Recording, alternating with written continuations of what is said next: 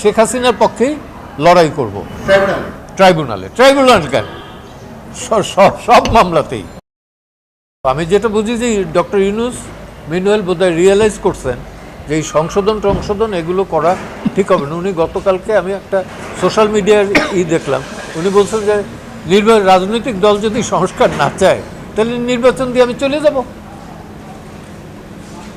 আক্ষেপের শুরু বলুক আর অভিমানের সুরে বলছেন এটা, এবং দিস দ্য রিয়েলিটি। এই গভর্নমেন্টের প্রাথমিক দায়িত্ব এবং একমাত্র ডিউটি হচ্ছে নির্বিঘ্নে লেভেল প্লেইং ফিল্ডে একটা নির্বাচন দেয়া এবং গণতান্ত্রিক পদ্ধতিতে সেই সরকারের কাছে ক্ষমতা হস্তান্তর করা। Nothing else. এই সরকারের কোনো দায়িত্ব এবং কি বলবো যে রেসপন্সিবিলিটি নাই, লায়াবিলিটিস আছে অনেক।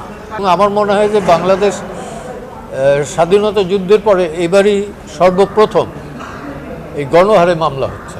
সংখ্যাটা 16 বছরে যা হয়েছে 3 মাসে তুলনামূলকভাবে বেশি হয়েছে। যদি সুযোগ হয় তাহলে শেখ হাসিনার পক্ষেই লড়াই করব। ট্রাইব্যুনাল কেন, সব মামলাতেই। আপনি কি মনে করেন মিডিয়ার স্বাধীনতা আছে, গণমাধ্যমের স্বাধীনতা আছে পূর্ণ মাত্রায়? Not at all, I don't believe it.